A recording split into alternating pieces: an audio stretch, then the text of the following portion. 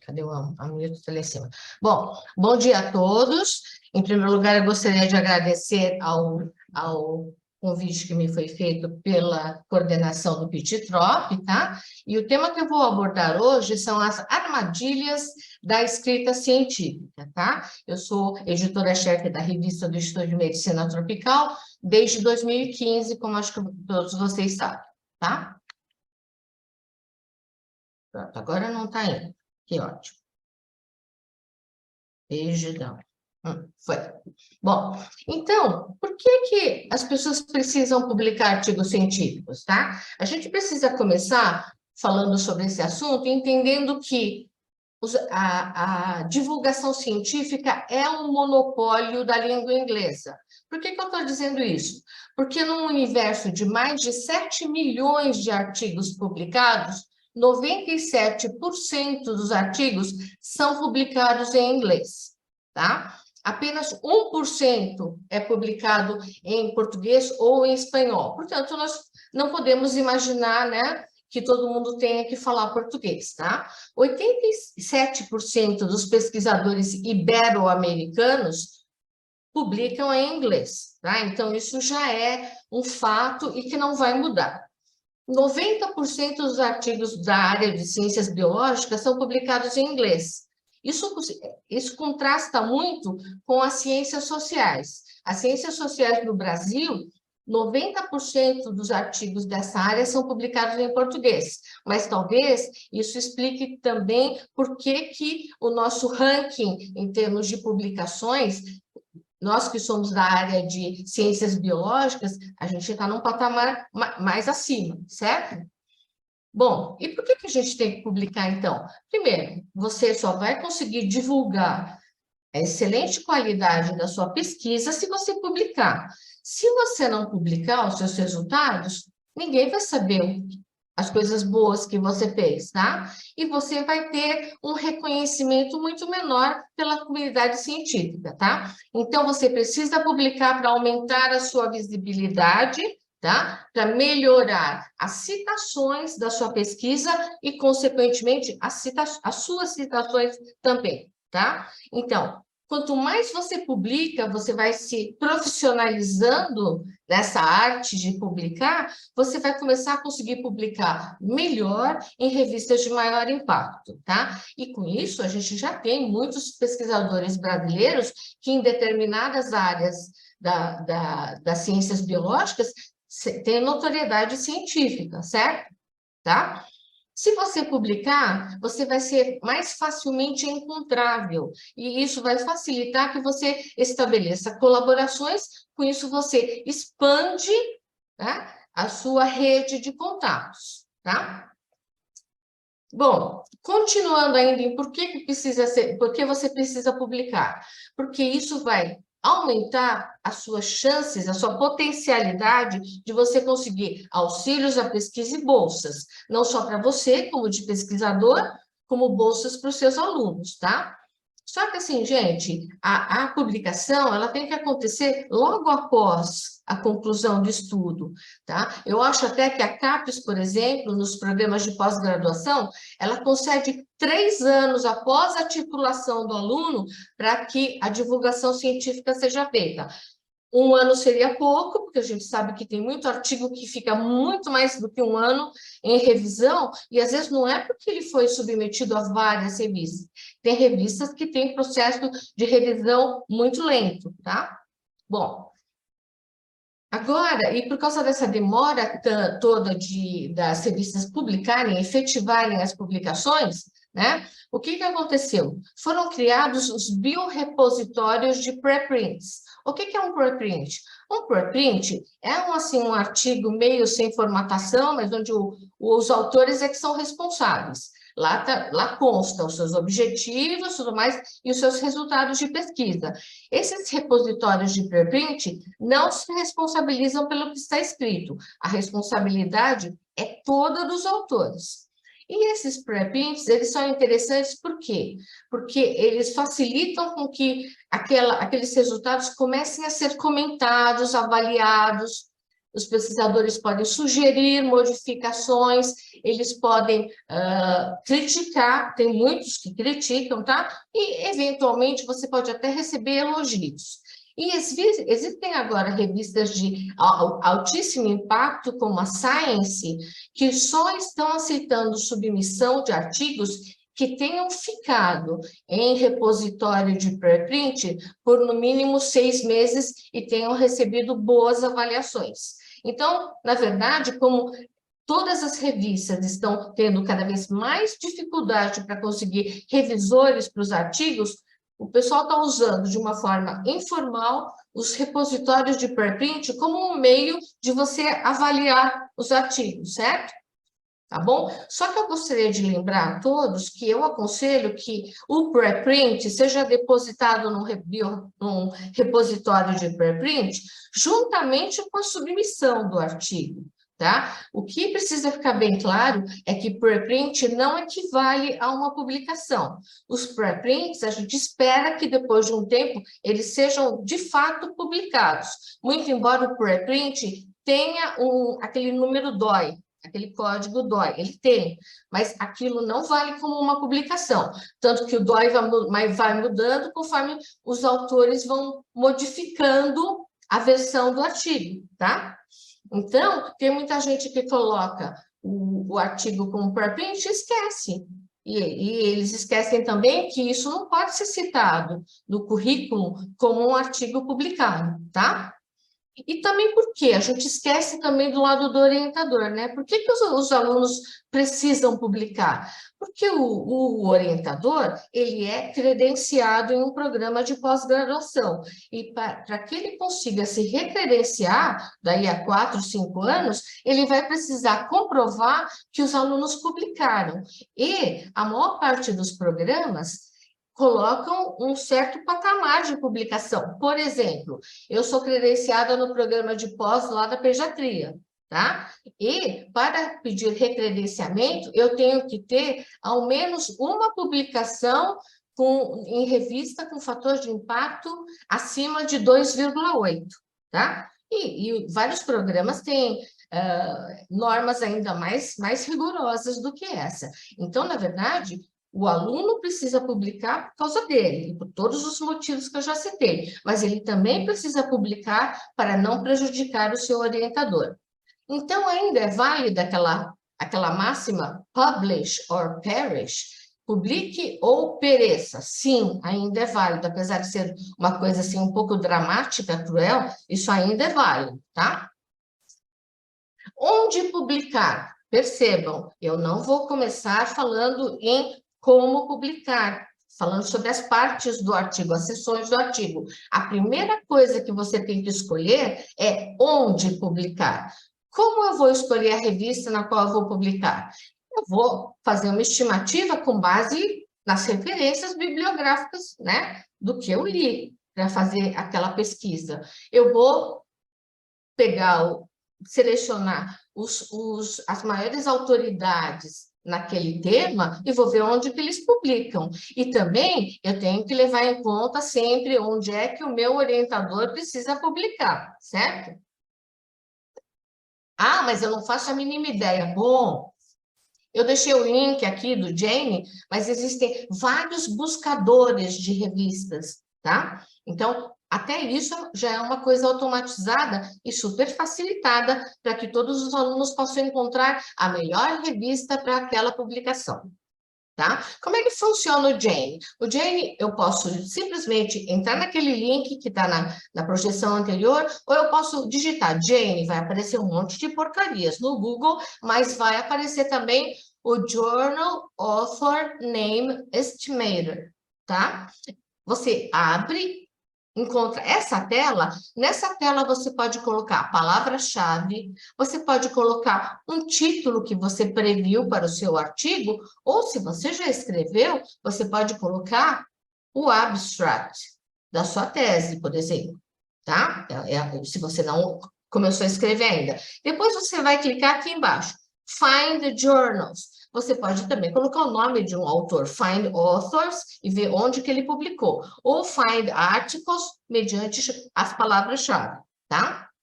A seguir, você vai cair numa página assim, onde ele vai colocar um monte de revistas e qual foi o score de influência daqueles artigos publicados naquela revista, de acordo com palavra-chave, abstract ou título que você colocou. Não quer dizer que é o fator de impacto da revista. Isso aqui é a influência daquela revista nos tópicos, nos itens que você usou para fazer a triagem, tá? E você pode, inclusive, clicar nos artigos daquela revista que foram selecionados como similares, que tem alguma semelhança com o seu, tá? E com isso você vai determinar qual é a melhor revista, tá bom? Só existe o Jane como buscador de revistas? Não. A gente tem um monte de buscadores de revistas, tá? Vários desses buscadores são dos publicadores, né? Os publishers, de Springer, Elsevier, tá? E outros, Wiley, tá? O meu marido, que é engenheiro, usa o I3E, por exemplo, tá? Então, cada um deles tem uma especificidade, tá? O meu grupo costuma usar o Jane, eu já usei Elsevier também, tá bom? Então, cada um se adapta melhor com um, procure em 2 buscadores para ver se as informações batem, tá legal? Mas essa é uma excelente dica de como achar a revista para você publicar, tá bom? Bom, quais são os fatos que devem influenciar a sua escolha? Gente, a escolha da melhor revista na qual a gente quer publicar, ela deve passar por... Ela está realmente, o tema da minha pesquisa está realmente no escopo da revista? Precisa estar, né? O fator de impacto da revista, vou falar daqui a pouquinho como é que a gente calcula, tá? É importante, sim, é importante para o aluno, é importante para a carreira dele e para o orientador conseguir se recredenciar também. Os indexadores da revista. Quem é da área de saúde e quem publica junto com artigos médicos, por favor, sempre procure revistas indexadas no PubMed e no Web of Science, tá? Isso é mandatório, tá bom? Porque se a revista não tiver indexada no PubMed, já começa a ficar bem limitada o número de citações que você vai ter por parte de médicos, tá? De grupos médicos, tá bom? Se a revista tem avaliação por pares, qual é o tempo de publicação, tá? Uma vez eu cometi o erro de mandar para uma revista de cardiologia um artigo, e a revista tem um fator de impacto de mais de 6, eu fiquei toda animada, só que eu esqueci do detalhe, eles demoravam quase 2 anos para publicar. Tá? Então, assim, fiquei feliz quando aceitaram e depois fiquei muito infeliz esperando a publicação, tá bom? É claro que hoje em dia as revistas são online, elas têm um ritmo de publicação mais rápido, tá? Em quanto tempo a revista recebe o artigo e chega no aceite ou rejeição do artigo? Qual é o tempo de processamento desse processo de avaliação por pares, tá? Qual que é a importância daquela revista para aquela área de conhecimento, tá? Bom, você tem que checar se a revista para qual você está mandando o artigo já publicou artigos semelhantes aos seus, tá? Você tem que ler muito bem as instruções aos autores, quais são as restrições que eles pedem, porque agora tem muitas revistas que, por exemplo, se o seu artigo tem alguma coisa de epidemiológico, você tem que seguir certas normas de publicação de dados epidemiológicos, tem um pacote de coisas, de regras que você tem que seguir. E isso em quase todas as áreas tem coisas assim, tá? E prestem muita atenção com revistas predatórias, tá? A gente recebe quase todo dia, né? Divulgação, olha, mande os seus artigos para a nossa revista, que a gente aceita em 48 horas, 24 horas, você só vai pagar $15, $30 por artigo. E o nosso fator de impacto é de mais de 4. Quando você vai olhar, de fato, essas revistas não são nem indexadas, não são reconhecidas e não têm impacto de mais de 4, coisíssima nenhuma. Só que se o seu artigo for publicado numa revista assim, você não pode republicar o artigo. Já me fizeram essa pergunta uma vez. Thelma, eu caí nessa de revista predatória. Como essa revista não existe praticamente, ela não faz nada, eu não posso publicar o artigo de novo? Não, não pode, né? Senão você vai cometer um plágio, um autoplágio total, certo? Isso é uma infração ética. Bom, como é que a gente calcula o fator de impacto? Aqui eu coloquei o fator de impacto, você consegue essas informações no Journal Citation Reports, tá? Eu coloquei o link aqui, mas se você digitar JCR, você já cai no Journal Citation Reports, que é da Clarivate, tá? Você vai cair numa tela como essa aqui que eu estou mostrando, tá bom? Do Journal Citation Reports. Você coloca aqui nesta linha o nome da revista que você está procurando, ou você vai procurar a revista, né? Por nome da revista ou por categoria da revista, mas eu acho mais fácil achar pelo nome. Bom, a seguir, você vai achar, eu não coloquei aqui, uma tela com as várias revistas daquela categoria ou só aquela revista. Você clica nela e lá aparece onde ela é publicada, quem que editora, onde é feita a editoração. Então, na revista do IMT, vocês vão ver que é feita no IMT, em São Paulo, tem o endereço do IMT, etc. Tá? Aí eles mostram o fator de impacto, como é calculado o fator de impacto e como é que está a tendência dessa revista. E do lado direito, vocês vão ver quais são os artigos mais citados dessa revista e quantas citações elas estão recebendo, tá? Então, você vai conseguir ter uma ideia melhor se aquela revista realmente está no escopo do seu artigo, tá bom? Para que não digam que eu estou fazendo, que eu estou falando mal de ninguém, eu vou usar a revista do IMT como exemplo, tá bom? Como é que a gente faz o cálculo do fator de impacto? Por exemplo, o último fator de impacto que a gente teve foi o do ano base 2021. Mas, Thelma, nós estamos em 2023. Sim, mas o fator de impacto é sempre um ano atrasado. Esse fator de impacto vai ficar válido este mês e provavelmente até o meio de junho, tá? Quando deve sair o novo impacto. Então, o último fator de impacto que a revista do IMT recebeu se refere ao ano de 2021. Então, no denominador da minha equação, eu vou colocar a somatória dos artigos publicados em 2019, foram 66. Em 2020, quando começou a pandemia, né, foram 100 artigos. Então, essa somatória vai dar 166. E quantas citações esses artigos que foram publicados em 2019 e 2020 receberam durante o ano de 2021? Porque as citações são sempre posteriores à publicação. Bom, esses 166 artigos receberam 360 citações. Esta conta dá 2,169, tá?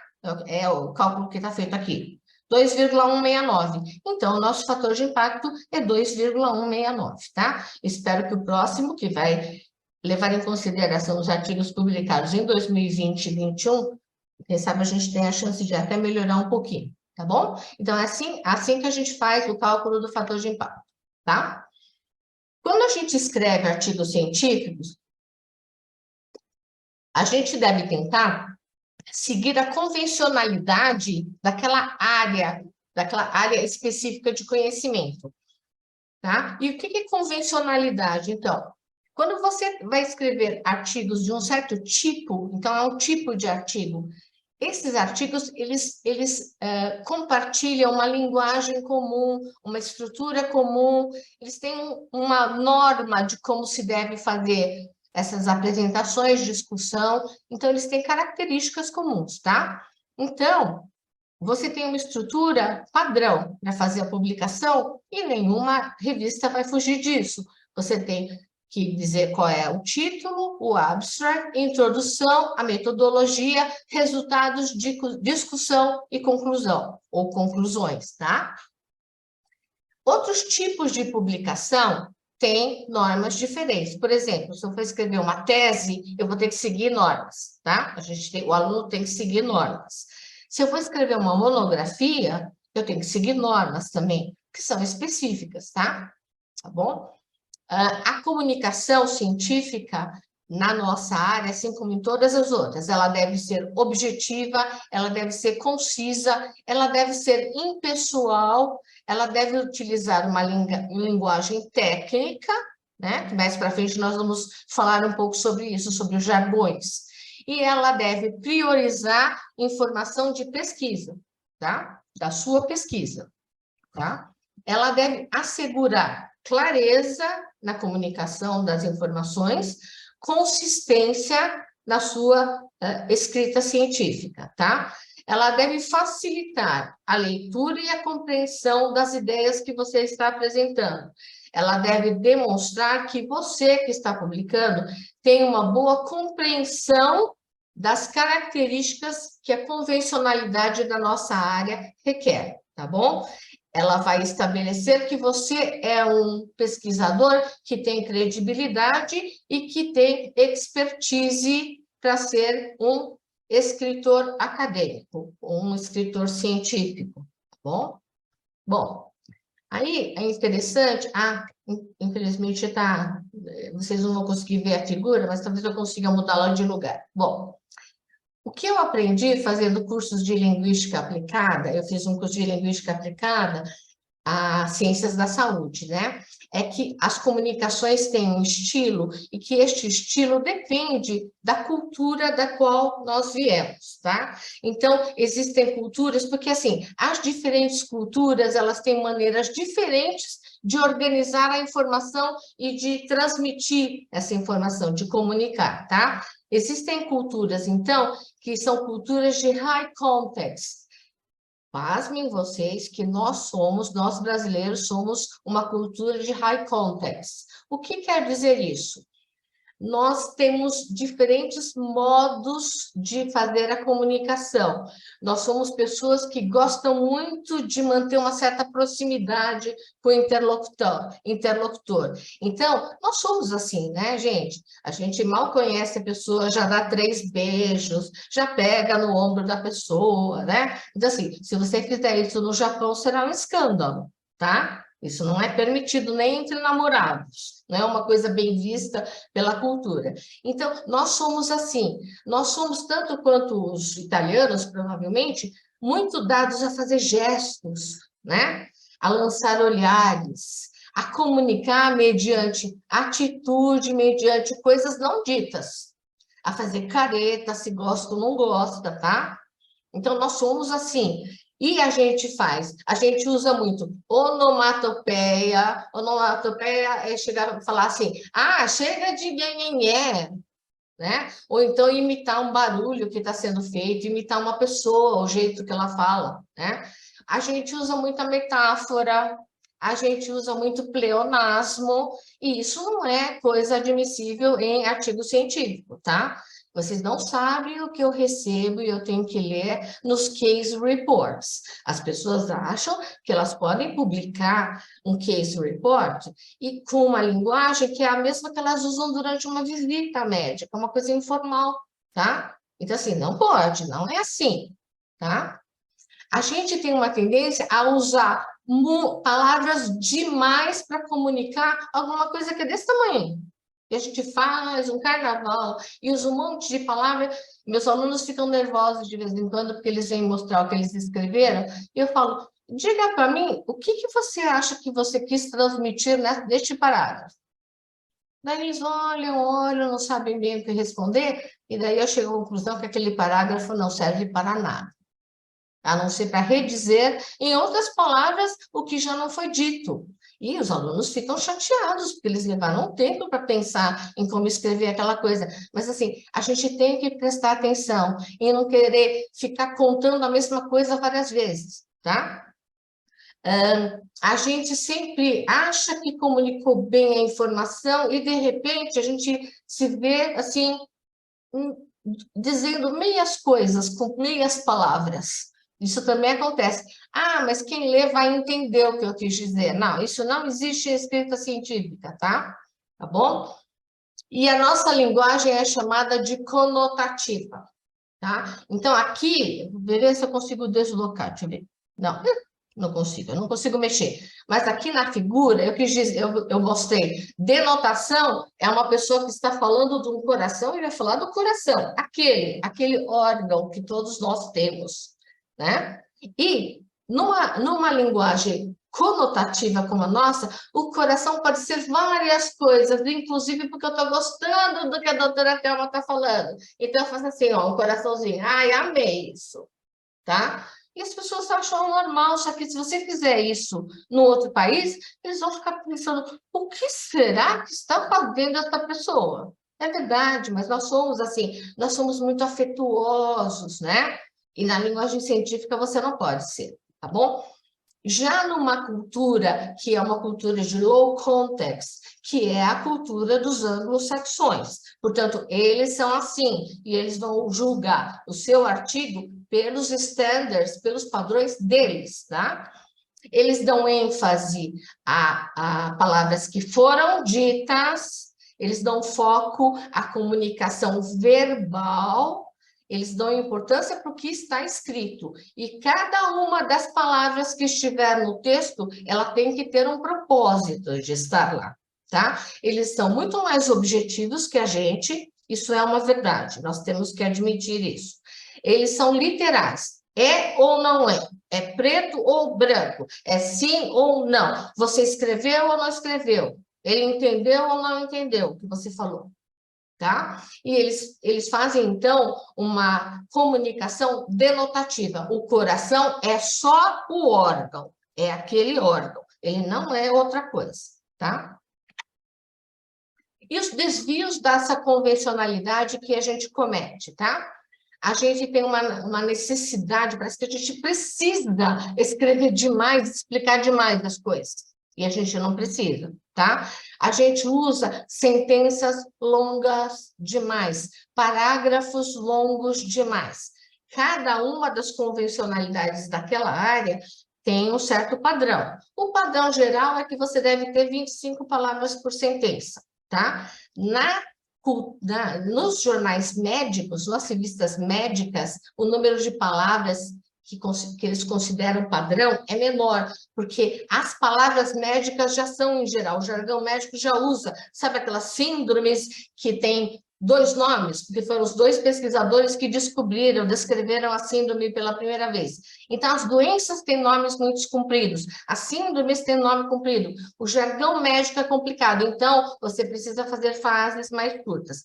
Quer dizer que você nunca pode escrever com mais de 15 palavras? Não, não quer dizer, mas que você deve procurar ser aquela pessoa objetiva. Se você tiver que exceder o número de palavras, que seja a menor quantidade de vezes possível, tá? Nós usamos muitas vírgulas em excesso. Por quê? Porque a gente quer explicar demais e a gente aprendeu na escola aqui. Aposto explicativo fica entre 2 vírgulas. Daí você fala, tal coisa, vírgula, explica de novo o que é. Eu quis dizer isso, vírgula de novo. E daí continua a escrever. Não é para fazer isso, tá? Você só introduz o objeto daquela sentença e pronto, tá bom? Você tem uma tendência a usar umas palavras assim meio exageradas, meio rebuscadas, a usar termos latinos, e que normalmente não são os mais utilizados pelos anglo-saxões. Vou dar um exemplo. Ao invés da pessoa escrever the beginning of, escreveu the commencement of. Existe commencement? Existe. Qualquer dicionário vai te mostrar isso. Os anglo-saxões usam commencement? Não usam. Então, você também não deve usar, tá bom? Uso de palavras assim que não são habituais, que eles vão achar weird. Nossa, o que será que é isso? Porque você usou o Google Translator, tá? Ou palavras não habituais do tipo. Outro dia até eu tive dificuldade. Eu recebi um artigo da revista da área de epidemiologia. Daí, num certo pedaço, a pessoa escreveu the federal entities. Eu falei, ente federado, entidade federada? Ah, sim, isso existe em português. Mas por que não fala estado de uma vez? Os estados, então é os estados, tá? Não é federal entities, federative entities, ou sei lá eu o quê, tá?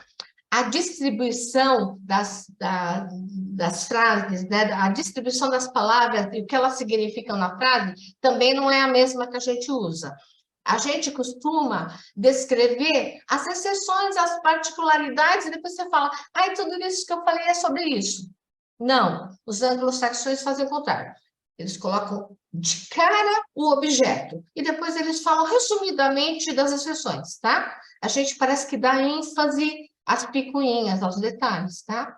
Isso assim, todo mundo faz, tá? Eu também faço, eu tenho que ler várias vezes e corrigir, e morro de rir às vezes com as coisas que eu faço também, tá? A gente tem a ideia de, dá para colocar essas três ideias, a relação dessas três coisas na mesma frase, não tem problema. Só que daí você vai ficar repetindo as coisas e usando um monte de vírgulas. E para um anglo-saxão, isso vai ser incompreensível, tá? É uma ideia por sentença, ponto. A gente usa, por causa dessa história de querer escrever muito, explicar muito, a gente usa desnecessariamente uma quantidade de conectivos enorme para ligar sentenças e ligar parágrafos, tá? Isso também é ruim, tá? Em português, a gente tem uma tendência a usar muito a voz passiva. A gente usa mais, tá? A voz passiva tem o seu uso em escrita científica? Tem. Quando você vai fazer um artigo de revisão, você vai comentar um monte de coisa que já foi feita por outros autores. Sim, você deve usar a voz passiva. Mas lembrar sempre, gente, hoje em dia, todos os artigos, todas as revistas colocam um número máximo de palavras por artigo, né? E daí a grande dificuldade da gente é ficar dentro do número de palavras. Então, se você usar mais o presente do que passado, e principalmente ao invés de usar simple past, você usar present perfect e past perfect, você vai aumentar o número de palavras, né?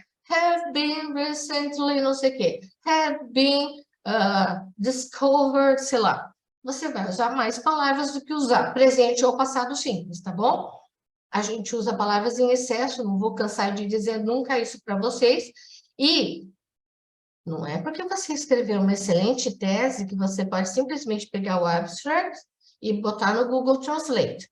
E daí, porque toda aquela história que eu acabei de contar para vocês de jeito de formar as frases, de ligar as ideias, é diferente. E daí, quem for ler, eu vou dizer, é português-inglês. Inglês meio macarrônico, assim, que não dá para entender, vai e volta para a mesma coisa. Um anglo-saxão vai falar, não entendi nada do que está escrito, está uma confusão, tá bom? Como é que a gente pode se adaptar? Prática, né, gente? Tem que treinar. Você tem que ser um detetive de linguagem. O que quer dizer isso, tá? Você tem que prestar atenção na estrutura da linguagem, daquela linguagem inglesa e das particularidades que aquela língua tem, tá bom? Por exemplo, você acha que está certo. To do a course or to make a course? To do a course. Você vai falar small problem? Não. Para o anglo-saxão é a minor problem, tá? Se você falar, eu vou cortar o meu cabelo, I will cut my hair, ninguém vai entender. Porque em inglês é to have my hair cut, entendeu? Então, tem estruturas que são completamente diferentes. A gente tem que prestar atenção, anotar, faz um caderninho de anotações, tá? Você vai aprender com exemplos. Você vai ver, ler vários artigos e falar como é que o cara fez tal parte, como ele descreveu tal coisa. E eu vou falar, nesse artigo foi assim, e faça um caderninho, tá bom, gente? Em escrita científica, nada se cria, nada se perde, tudo se transforma e você pode copiar expressões, não é para fazer plágio, tá bom? Não é para copiar sentenças inteiras dos outros artigos, porque senão a revista pega, tá? Você tem que ser conciso, você tem que tentar dar o máximo de informação com a menor quantidade possível de palavras. Você tem que ler muito, gente. Tem que ler muito, tá? Tem que anotar as coisas. Tem que criar, já que vocês não gostam de escrever à mão, vocês criem um banco de dados em Excel, no que vocês quiserem, com as expressões que são recicláveis. Elas são recicláveis, gente.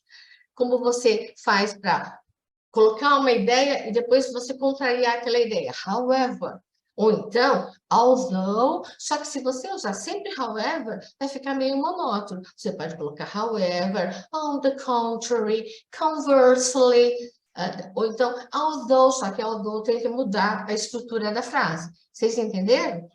Ninguém inventa o que escrever, ninguém inventa esse tipo de estrutura. Isso tudo é passível de aprendizado e você pode fazer um banco de dados, tá bom? Você tem que tentar não escrever o seu artigo todo em português e daí usar o Google Translator ou o ChatGPT, sei lá. Porque, assim, para frases curtas, para tentar... Você olha uma frase e fala, mas não era bem isso, não sei se a ideia está clara, tudo. Aí você pode usar Google Translator e ChatGPT para poder, como um suporte, como um apoio para a sua ideia, mas não para o artigo todo, porque vai dar português e inglês, tá bom? Bom, então você tem que estar ciente que as técnicas de tradução do Google são diferentes do ChatGPT, tá? Você tem que ser capaz de entender tudo o que precisa saber das convencionalidades para você escrever aquele tipo de artigo que você quer escrever, tá? Você tem que ler as instruções aos autores, tá bom? Porque as revistas costumam fazer coisas bem particulares. Vou contar para vocês daqui a pouco que é de propósito, tá? E aqui eu repetir de novo, eu já falei do ChatGPT e Google Translator. Então, você tem que ler as instruções aos autores. Ah, doutora Thelma, você está falando isso só porque você é editora da revista do MT. Também por isso. Mas por que eu falo isso? Porque as instruções aos autores de cada revista é diferente. Vocês não acham isso uma chatice? Por que as revistas fazem isso? Porque elas querem encher a paciência de vocês? Não, elas querem não ser mais uma revista para a qual o autor mandou o artigo. Porque tem autores que cometem a infração ética de pegar e mandar, ao mesmo tempo, a publicação para 5 revistas diferentes, com uma formatação X que ele escolheu, tá? Deu na cabeça dele. E daí você olha e fala, ué, mas esse artigo não está na formatação da revista, porque ele já foi rejeitado várias vezes, ele foi submetido a muitas outras revistas, sim. E isso em nomenclatura de editores de revista, o cara está fazendo journal shopping, tá bom? Ele mandou para tudo quanto é lugar, atirou para todos os lados, como a gente fala, né? Tá? Então, o que eu tenho percebido nas revistas de maior impacto que eu achei excelente? As revistas, elas costumam te pedir 3 a 5 bullets, com não mais do que 80, 90 caracteres, enfatizando o que a sua pesquisa traz de novidade. Você fala, ai, como é que eu vou colocar tudo que eu fiz na pesquisa, tudo que eu achei legal, de interessante, em tão poucas palavras. É um excelente exercício, tá? As revistas pedem um graphical abstract. O que é o graphical abstract? É uma imagem que coloque em evidência o que foi de mais importante que você encontrou na sua pesquisa, tá? Então, é um jeito de você chamar atenção para quem está passeando por artigos, tudo. Olha aquele seu graphical abstract, fala, nossa, que legal, que bacana, olha que lindo, super bem feito, mostra isso, mostra aquilo, quer dizer, é aquela única imagem que comunica muito, tá? Tá bom? E essas revistas costumam te dar 2 caixinhas com número bem limitado de palavras. E daí você, na primeira caixinha, tem que colocar o que é sabido sobre esse tema que você está investigando. E o que o seu trabalho, o seu artigo traz de novo, adiciona à literatura sobre aquele assunto. Se você for capaz de escrever 2 quadradinhos com isso, tá com a vida ganha. É isso que você precisa, tá bom? Bom, agora eu vou começar a falar sobre as causas de rejeição, tá? Lamento, é uma parte um pouco depressiva da apresentação, mas eu sou obrigada a falar sobre isso, porque todos os pesquisadores, sem exceção, passam por isso. Uns mais, outros menos, mas não tem ninguém que não tenha passado nunca por isso. As rejeições imediatas, em minha opinião, são uma contribuição das revistas científicas para os pesquisadores, porque eles não demoram 4 meses para te devolver rejeitado sem nenhuma avaliação do seu trabalho. Eles demoram 1 semana, 15 dias, mas assim, eles rejeitam rápido, e é uma rejeição imediata. Isso acontece na nossa revista? Sim. Nós estamos rejeitando 45% dos artigos submetidos imediatamente. Passa pelo meu olhar ou pelo olhar do editor de área e já vai embora, tá? Com comentários, sempre, porque a gente sempre tenta ser assim, construtivo. Quais são as principais, então, causas de rejeição imediata? O seu artigo não está no escopo da revista, é assim, tá? Já me mandaram, por exemplo, e foi super chato, porque é uma pessoa que eu conheço, um geneticista que eu conheço, que mandou um artigo sobre alterações genéticas em uma coorte de pacientes. Eu falei, deve ter alguma infecção que foi muito prevalente lá naqueles, né, pacientes. Não, não tinha. Então, assim, completamente fora do escopo. Daí é rapidinho para rejeitar, né? O seu artigo, ele é falho em algumas técnicas importantes. Por exemplo, tá? Ele não segue as instruções dos autores, a formatação da revista, né? Que mais? Eles podem ser falhos em elementos-chave. Por exemplo, tá? Você não coloca a aprovação do comitê de ética, você não descreve a metodologia adequadamente, você apresenta só parte dos resultados, ou o que é até mais frequente, você apresenta resultados que você não disse que você fez na parte de metodologia, tá bom? E o que é super importante, o artigo é conceitualmente fraco, ele parte de uma pergunta de pesquisa que não é válida ou não é mais significativa, tá? Ele usa métodos que não são adequados, tá bom?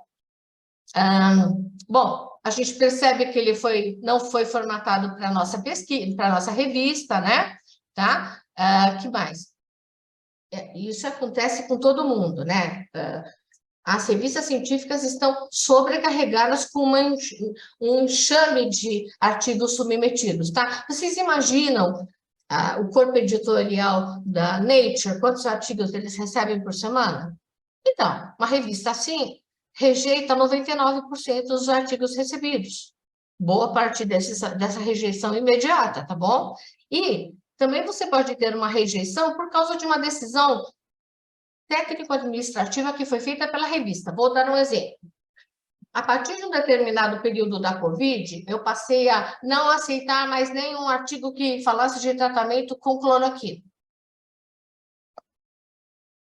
Recebi um monte de reclamações e tudo, mas assim, a partir de um momento que aparece já na literatura médica artigos em revistas boas, vários, falando que a cloroquina não tem mais efeito, eu vou ficar publicando isso para quê, gente?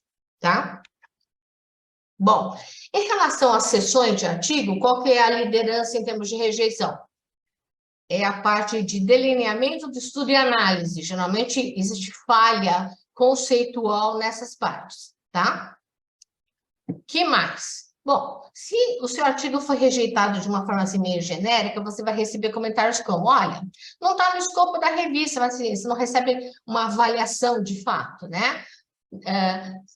Falta originalidade no seu artigo, não tem nada de novo, não tem significância científica, tem um monte de problemas no delineamento do estudo, tá? A pergunta de pesquisa não é importante, está mal escrito, a linguagem utilizada não é adequada, né? As figuras estão fora de foco. Vocês vão pensar, mas o pessoal faz isso? Nossa, de um monte, gente. Eu comecei a achar até que eu estivesse fora de foco, mas não, são as figuras mesmo, tá? E tabela. A tabela nunca é tabela, gente, sempre é quadro, né? Porque as laterais são fechadas, tá? E daí vem de um jeito que já vem em PDF, eu não consigo nem mexer em nada, tá bom? E você pode ter, por exemplo, como eu já falei várias vezes, não está no formato da revista, ou a pessoa pode cometer plagiarismo. Toda vez que o artigo entra, quando ele é rejeitado imediatamente, não, mas os que vão entrar em processo de avaliação por pares, eles passam por um software anti-plágio, tá? As revistas todas fazem e usam softwares diferentes, tá bom? A gente também usa software antiplágio, e daí o pessoal administrativo da revista me manda, olha, tem 15% de plágio nisso, 40% daquilo, eu sou obrigada a ver o que é. E o que eu tenho encontrado de plágio muito interessante, que é o autoplágio, que eu acho que a maior parte dos pesquisadores jovens não sabem que existe. É assim, Eu já escrevi um outro artigo sobre esse assunto. Daí eu escrevo a introdução igualzinho. Daí material e método está idêntico, eu fiz um copy-paste, entendeu? Isso é autoplagiarismo. Pode fazer isso? Não pode. Também é considerado uma infração ética. Então, tem que dar uma mudadinha, tem que mudar uma outra coisinha, tá bom? Igualzinho não pode ser, tá? E, então, quais são os top 10? Os pontos críticos de rejeição de artigo. A análise estatística não foi apropriada ou foi incompleta. Eu estou, assim, estimando demais, né? Achando que os meus dados, eles têm uma importância maior do que eles têm, tá? Eu não usei metodologia adequada. Isso aqui é super frequente, número 4. A amostra é muito pequena e ela tem viés de seleção. Isso é super comum, tá? O texto está difícil de entender, às vezes nem eu entendo. E tem coisas que só eu entendo porque eu entendo português e inglês, né? Então, eu consigo entender. Ah, ele quis dizer isso. Um anglo-saxão nunca entenderia, tá bom? Você não explicou direito o que você vai fazer, tá bom? Você... sabe quando o N não bate? No começo está um N, daí no material e métodos tem outro, nos resultados tem outro, na discussão aparece outro N. Daí parece que os autores acabam perdendo ou encontrando pacientes pelo meio do caminho. Então, isso acontece muito, tá? Ou tem gente que escreve cerca de 20 animais. Uma pessoa que fez um experimento com camundongos, ela sabe quantos animais ela infectou, não sabe? Então, como é que me escreve cerca de, né? Então, assim, são imprecisões, tá? Eu não apresentei dados suficientes para poder chegar a nenhuma conclusão, tá? E eu tenho...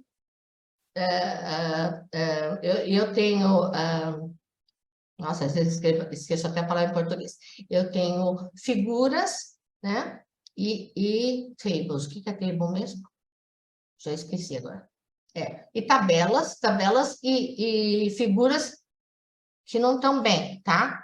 Sabe quando a pessoa... Figura, por exemplo, as revistas, elas limitam o número de figuras, daí que a pessoa fala, eu vou ser esperta, eu vou colocar figura 1, um A, um B, um C, um D, um E, um F, um G, um H, milhares de mapas. Aí figura 2, A, B, C, daí figura 3, quer dizer, na verdade, ele quer publicar 16 figuras e não 3, tá? É mais ou menos isso que acontece. Então, não pode. Você tem que ser capaz de selecionar o que é mais importante mostrar, tá?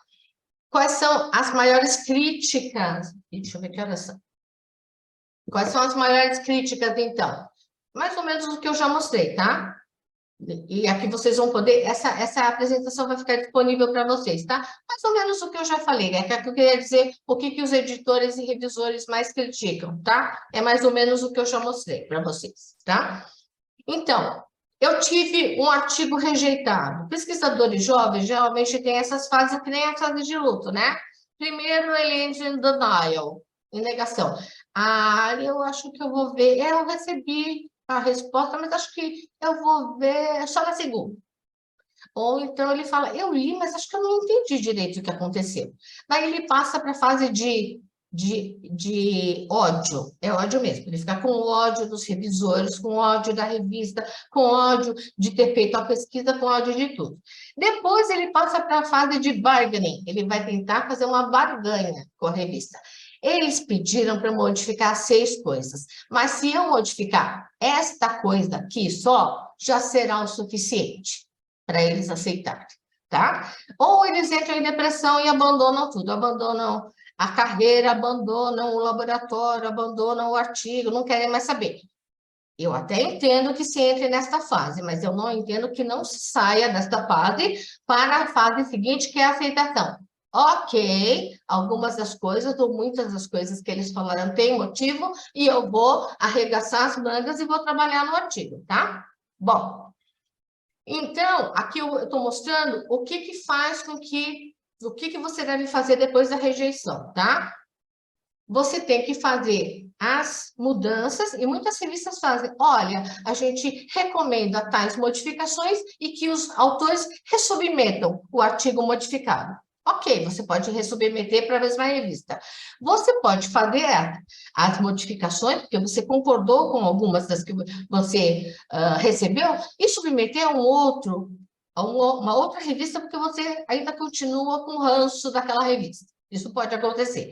Você não faz nenhuma modificação, tá? E você submete a uma outra revista. Isso também pode acontecer, tá? Este item 4 eu espero que não aconteça, ou que não persista, tá? Você resolve que esse artigo não tem mais jeito e ele morreu, tá? Isso você não deve fazer, por quê? Porque o seu orientador investiu dinheiro para você fazer a pesquisa, e investiu tempo para que você fizesse a pesquisa, corrigiu a tese, etc., tá? Você pode ter usado animais ou não, e é considerado uma falta de ética você utilizar animais e você não divulgar a pesquisa depois. Você vai gastar um monte de dinheiro à toa, você vai fazer as pessoas perderem tempo e dinheiro. Isso tudo é considerado antiético. Então, você não deve optar por essa escolha, tá? E você pode apelar da rejeição. Você pode? Sim. De repente, o revisor escolhido foi uma pessoa que você percebeu pelos comentários dele que ele não entende nada do babado. Então, você tem condições de falar, olha, agora, toda vez que você fizer uma apelação, uma letter de apelação, um appeal letter, você tem que ser bem educado, nunca esqueça disso. Você tem que evitar criar mais confusão. Você tem que tentar escrever ponto por ponto o que foi dito e como você prova que isso não é verdadeiro de acordo com o que está escrito no seu artigo, tá?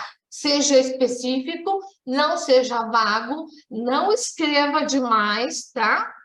Você tenta reexplicar que aquilo que está sendo dito que você não fez ou que está errado não está, baseado em ciência, tá? E você sempre tem que ser o mais gentil possível, tá bom? A carta de apelação, ela tem que seguir um modelo de uma carta comercial, tá? Onde a gente sabe as diferenças que tem com a gente, por exemplo, as revistas anglo-saxãs, elas não justificam a frase é toda descabelada nesse canto, vocês sabem disso, tá? Bom, e quais são as minhas recomendações pessoais? Eu sei que eu estou passando o tempo, mas eu já vou terminar, tá? As minhas recomendações pessoais são o que eu já falei. Você tem que tentar escrever pouco, dar o máximo de informação com a menor quantidade de palavras. O título do seu artigo, gente, ele tem que ser assim, um título que diz o que você fez, principalmente, se for possível, que diga o que você achou de novo, tá? E que seja um título que chame a atenção, mas não um título que seja anedótico, tá? Porque, como eu falei aqui, o título é o seu cartão de visita, tá? Então, aqui eu coloquei um título que veio para a revista que eu mudei.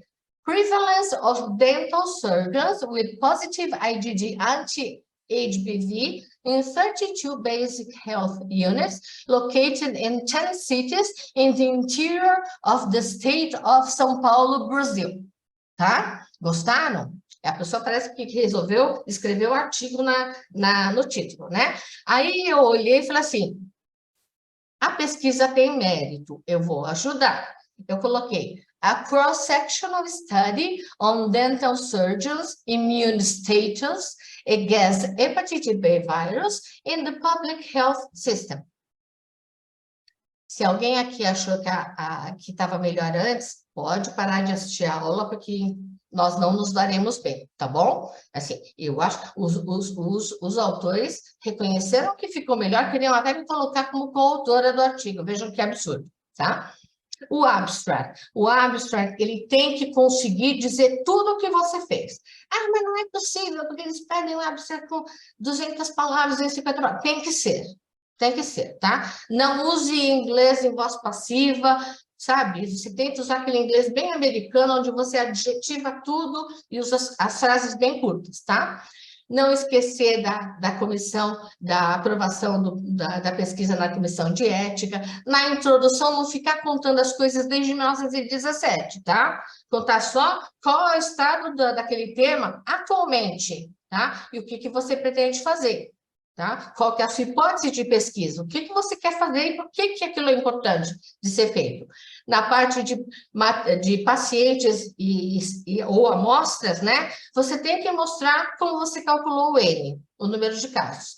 Se você não conseguir calcular o número de casos, você tem que mostrar. Na literatura, existem artigos publicados que investigaram 30 casos e eles acharam uma diferença de tanto. Com aquela diferença, você calcula o seu N. Ou são áreas que têm doenças muito raras. Por exemplo, um novo tratamento em oncologia. Eles vão usar 10 pacientes, tá? É isso que eles sempre fazem. Mas se justifica pelo tipo de paciente que você está abordando, tá bom? Você tem que demonstrar que na parte de material e métodos, na parte de recrutamento dos pacientes, você não tem nenhum viés de seleção, tá bom? Vários artigos a gente recebe e não tem grupo controle, tá? Não tem grupo controle porque a pessoa achou que não precisava, não tem grupo... Bom, mas muitas vezes precisa, tá? Eu mesma cometi esse erro, a FAPESP também, porque a FAPESP aprovou a minha pesquisa, de fazer grupo COVID de crianças com COVID e grupo de crianças sem COVID. Só que essas crianças sem COVID, elas tinham síndrome respiratória aguda, elas tinham algum outro vírus respiratório, tanto que elas procuraram o pronto-socorro. O que eu tive que fazer? Correr atrás de um grupo controle de crianças saudáveis, tá? Então, assim, a gente precisa pensar se precisa ou não precisa de controle. O paciente pode ser controle dele mesmo, se você fizer uma intervenção. Você pode usar um controle histórico. Se é a mesma metodologia, já teve gente que publicou com a mesma metodologia, não tem diferença porque foi feito em outro país, os pacientes, tá? E os seus pacientes são brasileiros, você pode usar um controle histórico daquele outro paper, tá bom? Material e métodos, assim, um monte de coisa esquisita, né? Vocês depois leiam a apresentação, é sensibility, tem sensibility de monte, gente. Aí, o branco da reação, pasmem, você já apareceu como the white of the rich, tá? Às vezes a pessoa, ela não faz por mal, mas ela comete mispriming. O que é mispriming?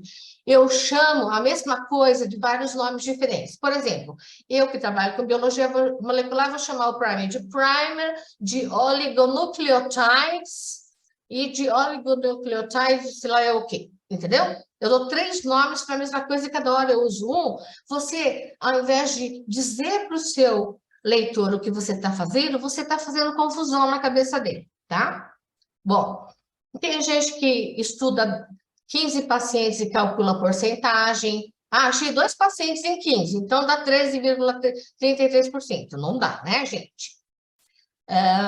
As tabelas em figuras, um monte de porcentagem em português, palavras em português, tá?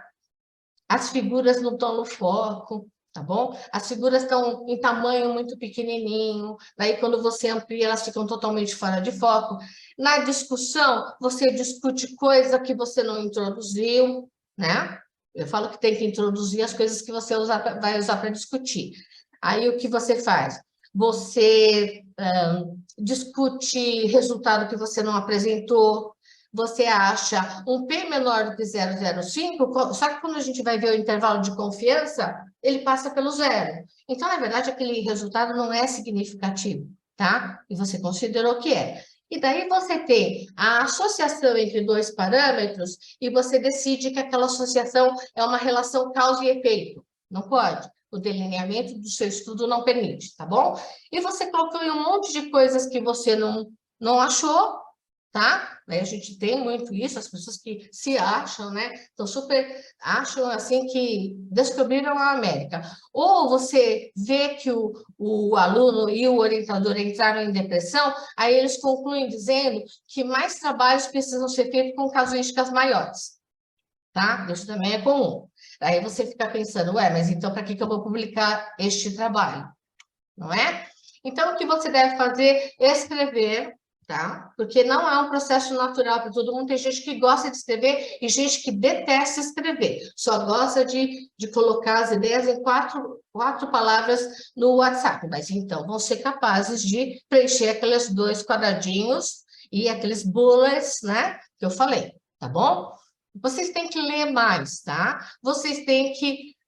vocês assistem muito Netflix, mas vocês Não aproveitam o tempo. Estão assistindo filme? Tá, não vou falar que só tem que assistir telejornal. Eu aprendi francês assistindo telejornal, porque eu cheguei à conclusão que no telejornal, eu acho, mas eu estou revendo essa minha opinião. Eu acho que as pessoas, elas tendem a falar com o português formal correto, tá? Já estou pensando diferente, porque eu comecei a ler jornal, daí eu parei de ler jornal escrito, porque eu ficava com vontade de passar aquela caneta amarela em tudo que estava errado de português, tá? Então, eu não faço mais isso. Mas se estão assistindo um filme no Netflix, tira a legenda. Ai, tá, mas não vou entender nada. Assista primeiro com legenda, assista uma segunda vez sem legenda, tá? Isso vai ajudar. Se o seu orientador tiver dinheiro para pagar a correção do inglês, ótimo, mas então use o dinheiro bem. Pega a versão que foi corrigida, compara com a sua versão, veja no quais foram as mudanças feitas, tá? Eu cheguei à conclusão, depois de muito tempo, que, na verdade, quem não consegue, depois de muito tentar escrever melhor em inglês, é porque não consegue escrever bem em português também na sua língua natal, tá? Na sua língua materna, tá bom? Pensem nisso, tá? Vocês têm que começar escrevendo brief communications. Eu, por exemplo, se pudesse, passaria a minha vida toda escrevendo brief communication, porque eu sou uma pessoa, assim, já acusada várias vezes de sofrer de um excesso de objetividade, tá? Então, eu adoro, eu acho que é o melhor de tudo, porque você lê menos coisa e já fica sabendo do que você quer. E escreve menos coisas também, eu adoro, tá? Aí você tem que ver, olha, médicos vão ter mais facilidade para escrever case report, tá? Sim, vão ter mais facilidade. Por outro lado, vocês que são biólogos, biomédicos, farmacêuticos, etc., vão ter muito mais facilidade de escrever papers sobre sequenciamento, por exemplo, tá? Então, o que é mais importante? Leia bastante na sua área, tá? Você vai conseguir adquirir aquele jargão, todas aquelas palavras técnicas que são as corretas que devem ser usadas, e não as que vocês ficam batendo papo no WhatsApp do grupo, tá? Bom, que mais? Peça para os seus colegas lerem o artigo, porque se nem eles entenderem, então tem alguma coisa errada, porque eles convivem com você, tá? Então, eles até entendem como você funciona. Se você tiver um native speaker para ler, melhor ainda, tá bom? E é óbvio que o seu orientador, ele vai ler e vai criticar, tá bom? Agora, é preciso saber se o seu orientador também não está no mesmo barco, né? Ele também tem um inglês meio assim, mais ou menos, tá? Porque ele não se preocupou com isso, não teve oportunidade, não teve tempo. Mas falta de tempo precisa ser dita para um monte de coisas, mas não para isso, tá? Que mais? Google Translator e ChatGPT para alguns pedaços, sim, pode usar e faz umas versões muito boas, tá? Não pode usar o artigo todo, porque senão vai virar português English, tá bom? Lembre-se que nós, editores, já estamos providenciando softwares para pegar artigo inteiramente escrito por ChatGPT, assim como a gente pega de Google Translator, tá bom? Tente manter o seu ORCID sempre atualizado, porque as pessoas vão tentar achar você pelo ORCID, tá? Tá bom? Como tudo é na vida, você só vai conseguir ficar melhor se você treinar, tá bom? Isso requer tempo e requer esforço. Essa história de vou melhorar sem esforço não existe, tá? Então, assim, fique tranquilo, tá? Você tem todas essas características que esse acrônimo diz que um pesquisador deve ter? Eu olhei e eu não tenho algumas, tá? Então, o que eu, por exemplo, você tem que ser uma pessoa orientada por pesquisa. Então, eu acho, assim, não. Saiu no Lancet um artigo assim, tá? Eu sou eficiente e sou efetivo. Ué, não é a mesma coisa? Não é, tá? Eficiência é você ter a habilidade de chegar ao resultado de modo mais rápido, gastando menos tempo e com o menor gasto possível. Daí você é eficiente. E você é efetivo se você é uma pessoa que consegue sempre aprimorar as suas técnicas, tá? Você é científico, você se baseia em ciência, tá? Você é ativo, é cheio de recursos e é criativo. Tem que ser. Pesquisador que quer trabalhar no Brasil tem que ser, senão não sobrevive, tá? Você é honesto? Sim, supõe-se que sim, não só em pesquisa, como em tudo mais na vida, né? Você é confiável, reliable? Sim. E você é econômico. Tá aí uma coisa que eu não sou, mas as pessoas no Brasil precisam ser, tá? Assim como quando eu vou fazer compras em shopping center, compras em supermercado e para comprar os reagentes de laboratório. Eu pus os olhos, pode crer, é o mais caro possível. Eu não sei se eu vou conseguir melhorar sobre isso, mas tentarei, tá?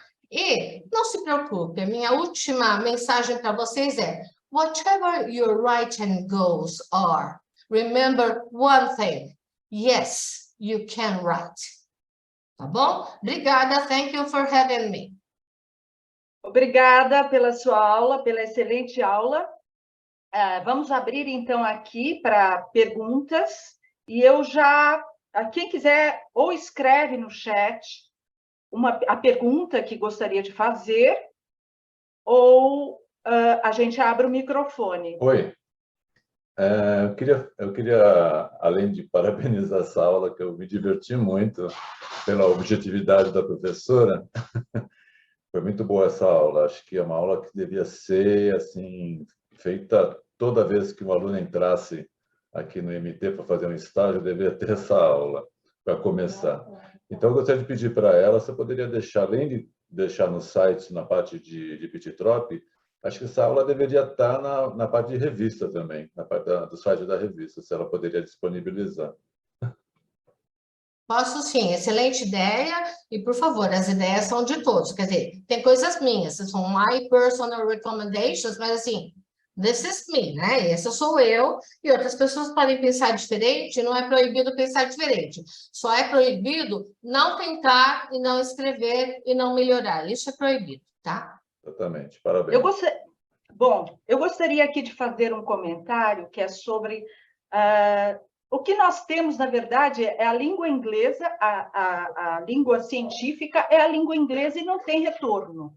E a língua inglesa, ela é bastante objetiva, não é? A estrutura dos verbos. E exatamente esse é um dos grandes problemas, porque a estrutura do verbo na língua inglesa, por exemplo, o verbo the, então, the, does, doing, done. Em português, você vai ter essa estrutura, ela vai sofrer inúmeras alterações. E aí, o que acontece é que o aluno pensa em português, não só o aluno, o pesquisador, e isso aí cria muita dificuldade na hora da escrita. Eu gostaria que você fizesse, acho que você já falou, mas reenfatizasse a necessidade da leitura, porque eu acho que é fundamental a leitura, e um dos grandes problemas no país, a falta de leitura. E a falta de leitura é um problema constante, e acho que os alunos têm que saber que, em qualquer nível que você esteja, você precisa ler bastante, né? Eu quis ajudar um amigo meu lá do Instituto da Criança, que queria escrever um projeto de pesquisa. Para poder ajudá-lo, eu li 134 artigos. Por quê? Porque eu não sou especialista no tema que ele estava abordando. E eu precisava saber, já faz um tempo que eu não tendo paciente de UTI, o que mudou, o que se fala sobre o tema. Então, é um tema de coagulação, alterações de coagulação em paciente com choque séptico e sepse com falência de órgãos, e eu não sabia mais o que a literatura dizia. E apenas para ajudá-lo, eu li 134 artigos. Então, assim, a leitura é fundamental. É claro que eu tenho sorte de ler rápido, mas, assim, se a gente não treina, a gente não se torna mais rápido e nem melhor em nada, né? Tá bom? Eu acho que a Tereza vai fazer uma pergunta, não é, Camila? Porque ela está com a mão levantada, aí eu queria abrir a fila também, aí a gente vai comentando, que eu também tenho comentários para fazer depois. Professora Thelma, eu achei interessante a frase publique ou padeça, e eu queria saber se existe também o lado oposto dessa frase, que seria publicar absolutamente tudo que é feito, independente de ser relevante ou não. Existe também alguma coisa nesse sentido? Existe o pessoal que é um pouco contra o publish or perish, não é pereça, né? É publica ou pereça, então publica ou morra, ou desapareça, uma coisa assim. Existe gente que acha, bom, eu gastei com isso, tem que publicar, tá? E daí você vê pesquisadores que têm publicações em todos os tipos de revista, em revistas de alto impacto, médio impacto, né? Impacto mais baixo em revistas que têm circulação só nacional. Isso é possível. Eu não consigo dizer que isso é errado, mas eu acho que o que é publicado tem que ter pelo menos uma relevância local, mas não que não tenha relevância. Você simplesmente copiou uma coisa que já foi mostrada muitas vezes, isso não precisa ser publicado. Não que eu acho que você precise publicar tudo, mas, de repente, você publicar numa revista brasileira, que tem uma circulação mais local, também pode ser importante, porque não se esqueçam que nós temos uma população que tem uma porcentagem razoável de pesquisadores que não leem em inglês.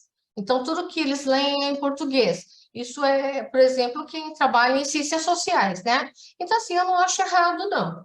Eu só acho que precisa ter alguma relevância científica, nem que seja uma relevância local, tá?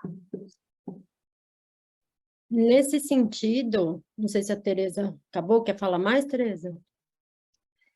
Nesse sentido que você falou, eu gostei da pergunta da Tereza, porque eu ia falar algo semelhante do que a gente chama de ciência salame, que o brasileiro também adora fazer. Então, de novo, não é que está errado, mas é uma ciência feia. Eu fiz um trabalho com uma pergunta tão bonita que eu consigo dividir em 3 papers de impacto 0,9. Ah, mas eu publico mais, cada aluno entra como...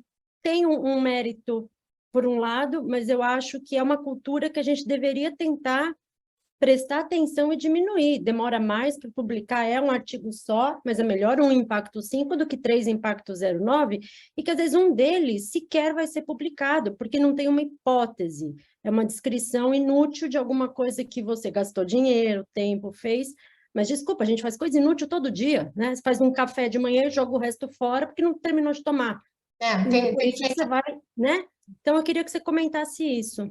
Tem gente que faz isso é considerado uma infração ética, e a gente pega isso com o software antiplágio, tá? Daí a gente manda para quem submeteu a perguntinha. Nós encontramos, né, este artigo aqui, que é muito semelhante ao que você está propondo para a gente. E do seu grupo também, quais são as diferenças entre um e outro? Você, assim, não vai falar para o cara, pô, você está, né, querendo me enganar, mas você mostra que você percebeu isso, né? Isso é uma coisa relativamente comum, tá? De acontecer. E tem gente que estuda só uma doença, e daí ele quer publicar quando ele chegou no caso número 50, daí quando ele chegou no 55, quando ele chegou no 60, sendo que o conteúdo é exatamente o mesmo e não foi mostrado nada a mais, tá? Isso também é um problema, e é a história do... Ele estuda só isso, ele vai conseguindo mais casos, ele quer publicar mais, tá? Se ele publicou 50 e quer publicar 100, sim, ele pode, mas ele fez alguma outra investigação? Ou é a mesma coisa? Os resultados com 100 foram iguais aos de 50, então para que eu vou publicar mais, né? Tá? Então, isso acontece muito. A gente enfrenta estes problemas, mas a gente tenta sair de uma forma assim elegante. Olha, nós encontramos esse artigo, que é também do seu grupo de pesquisa, que contém um conteúdo muito semelhante. Quais são as diferenças em relação a isso que já está publicado, isso que você está apresentando para a gente, tá? Mas isso acontece com frequência. Pessoal, mais alguma pergunta, algum comentário? Vamos aproveitar aqui. Eu estava até falando com o grupo dos alunos no WhatsApp enquanto estava ouvindo tua aula, que longe de mim, né? Mas algumas coisas que eu falava para eles, você também falou. Por exemplo, a introdução. Quando você vai escrever de um vírus, às vezes a gente pega a tese ou pega alguma coisa. O vírus tal tem não sei quantas ORFs que codifica. Para a tese isso é fundamental. Mas um artigo, por exemplo, de um vírus atual, Zika, chikungunya, enfim, SARS-CoV, você não precisa mais falar o tamanho do genoma, todo mundo já está cansado de saber, né? Então, tentar ficar mais sucinto. Porém, se for um artigo de revisão, vale a pena. Então, aquilo que você falou, a leitura de coisas que você pode se espelhar. Eu quero escrever um artigo nesse tema, o que eu preciso ler para saber como escrever? Então, começando, acho que durante a pós-graduação, a gente vai pegando esse feeling. Não adianta ler qualquer coisa, tem que ler semelhante, pelo menos no início, ao que você quer fazer para você entender como faz, né? Eu achei bem legal essa parte que você comentou também. Exato. De qualquer forma, eu vou deixar disponível, as pessoas podem ler. A Lúcia me pediu para escrever em inglês, foi o que eu fiz, tá? Uma pergunta do YouTube aqui. Marina Torrealba, ótima aula. Professora, você indica algum curso ou disciplina para aprimorar a escrita científica em inglês, Thelma? Bom, tem vários cursos que o programa de pós-graduação do IMT oferece, acho que tem 2 ou 3, né? E tem um que eu ofereço no programa de pós-graduação em pediatria, que eu compartilho a disciplina com uma professora do Centro de Línguas da USP, com a diretora do Centro de Línguas da USP, onde a gente trabalha essas coisas que a gente faz de diferente, que o brasileiro faz de diferente. E daí eu acho que, neste sentido, é bom que essa minha disciplina seja coordenada por 3 brasileiros. Porque às vezes a gente fala, olha como essa minha disciplina é legal, porque eu coloquei um escocês, um irlandês, um americano, um australiano como corresponsável, só que ele não entende, ele vem de uma low context culture, ele não entende como a gente pensa, então ele vai ficar meio perdido com a quantidade de detalhes que a gente quer colocar nas coisas, tá? Então, assim, existem várias disciplinas de inglês disponíveis em vários programas de pós-graduação da USP. Existem cursos de linguística aplicada à área de saúde da cultura inglesa, eu sei que tem, tá? Só que são cursos caros, né? Então, eu acho que deve ter muita coisa disponível. E o que eu aconselho às pessoas? Pratique, leia, fique se desafiando, faça aquele caderninho de notas, que para vocês vai ser banco de dados, com certeza, sobre estruturas recicláveis. Isso aí já facilita a vida de monte, tá? E assim, quem não tentar, não vai conseguir. Então, como tudo na vida, como eu falei, tem que tentar. Não pode desistir antes de tentar e tem que persistir. Nós temos que ser resilientes. Para ser pesquisador no Brasil, tem que ter resiliência mesmo. Então, como você é um pesquisador brasileiro, você é resiliente e vai conseguir fazer tudo isso. Tá. Você vai falar alguma coisa, Camila? Não, eu ia abrir para a Carmen, que está com a mãozinha levantada, e dizer que tem uma mensagem do YouTube, do Almir Ribeiro da Silvia, dizendo obrigado, que a aula foi excelente, muito útil, e falar para a Carmen fazer a pergunta. Pode ser? Carmen, você está sem a... Abre o microfone. Tá bom. Bom dia. Então, também quero dar os parabéns para a Thelma. Achei muito boa e como, além de muito boa, assim, também ela, por ser divertida, então ela prende bastante atenção. Eu queria dar os parabéns. E eu queria fazer uma pergunta, Thelma, que quando você falou do impessoal, eu costumo usar, às vezes, o i. E vai sem problema, é aceito. Você acha que ele é adequado ou não? Eu acho adequado, mas eu também acho que se a revista aceitou, ok, entendeu? Porque você pode querer chamar atenção para um aspecto no qual você mudou um protocolo. Então, você pode usar o e, né? Eu não estou dizendo que nunca pode usar. Em escrita não existe o nunca ou sempre, né? Sempre existem exceções para as regras. Mas, assim, a gente deve evitar de tornar as coisas muito pessoais, né? Então, se você puder descrever as coisas sem colocar aqui este ou aquele... Agora, numa situação em que você modificou um protocolo, você pode usar o i na parte que vocês modificaram. Isso aí pode ser usado. Não é que não pode. Pode ser. Se a revista aceitou, tá ok. O que não pode é ter artigo rejeitado e simplesmente desistir dele, tá? Porque sempre lembrar que teve trabalho de pessoas, que teve dinheiro gasto, equipamento utilizado, possivelmente animais utilizados, é antiético não divulgar tudo isso, tá? Outra coisa, assim, a voz passiva, né? Que ela é assim, dependendo de onde a gente coloque, eles querem tirar a voz passiva. Só que dependendo como as coisas foram feitas por alguém, aí fica difícil não colocar a voz passiva. Então, às vezes, o I vai até como um substituto da voz passiva, né? Que quando você coloca uma pessoa... Agora, como tirar a voz passiva sem personalizar? Aí eu acho difícil. Assim, não é que não pode usar a voz passiva, mas usar a voz passiva apenas nas situações em que você não pode usar presente e nem pode usar simple past, alguma coisa assim, tá? É que você imagine se você quiser publicar numa revista britânica, você vai usar um monte de voz passiva, porque apesar deles também falarem inglês, o inglês deles é diferente do americano. Só que as revistas britânicas vão ter que admitir uma quantidade de palavras nos artigos maior, porque toda vez que você colocar um monte de of, e estruturas verbais, tudo passivo, past perfect, present perfect, você vai usar mais palavras, tá? Então, não é que não pode. É difícil? É. Mas procura prestar atenção. Assim como você está me perguntando, vamos olhar os artigos que tratam mais ou menos do mesmo assunto que você. Como é que os autores fizeram? Principalmente os autores que são native speakers, né? Como eles lidam com essa situação? E faça o seu banco de dados também. Já que nos seus artigos provavelmente você sempre aborda esse tipo de problema, faça um banco de dados, que aí você nunca vai errar, porque você está embasada em ciência. Você fez uma coletânea, uma pesquisa sobre como os autores da sua área abordam o tema. Então, está correto. Tá bom, obrigada. Tá.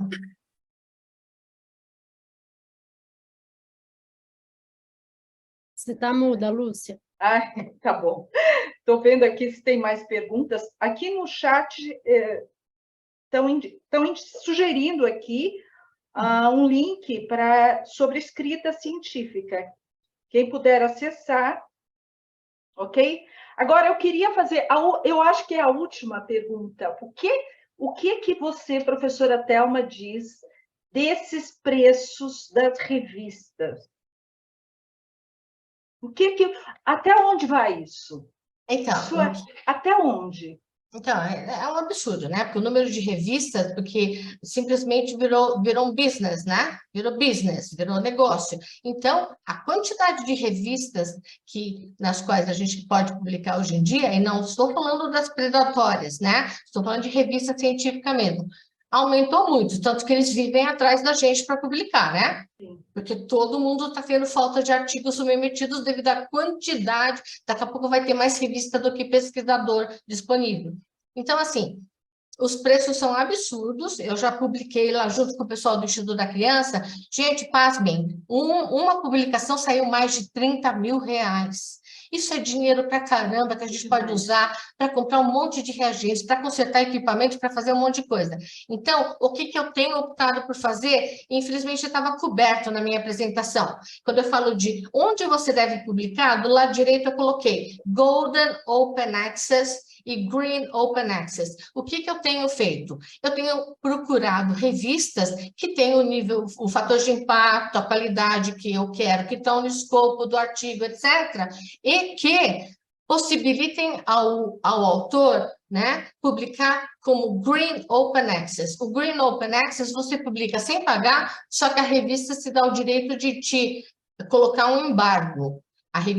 O artigo não vai ficar free para acesso de todo mundo imediatamente. Você tem que aguentar 6 meses de embargo, 1 ano de embargo. Só que eles te mandam uma cópia do seu artigo publicado. Aquilo vai para o PubMed, vai ser indexado direitinho. Com esta uma cópia, você pode entrar nas mídias sociais e se oferecer para, se alguém quiser uma cópia do artigo, você fornece, entendeu? É uma forma de contornar o problema, porque você ganhou uma cópia, então você pode dar para quem pedir para você pessoalmente, só que isso não pode virar um business, né? Senão a revista vai reclamar. tá? Mas então, assim, publicar em revistas que tenham o Green Open Access, porque daí você publica sem pagar, tá? Ok. Camila, você fecha?